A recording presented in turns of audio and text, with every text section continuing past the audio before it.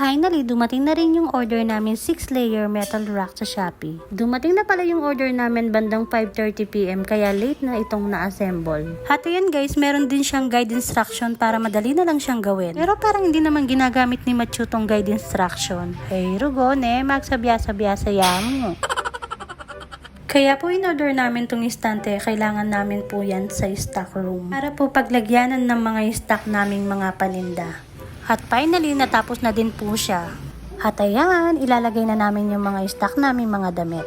In-order pala namin ito sa Shopee sa halagang 1,450. 12 o'clock na pala natapos tong ginawa ni Matthew kaya kailangan na po namin magpahinga. At bago nga pala ako matulog, iinom muna ako ng Nekochi. Ito pala yung iniinom kong gamot pag bago ako matulog. Itong gusto ko pala yung gamot na to dahil marami po siyang benefits sa katawan. Kaya po kung gusto niyo pong mag-order nito, available po ito sa shop namin. At ayan guys,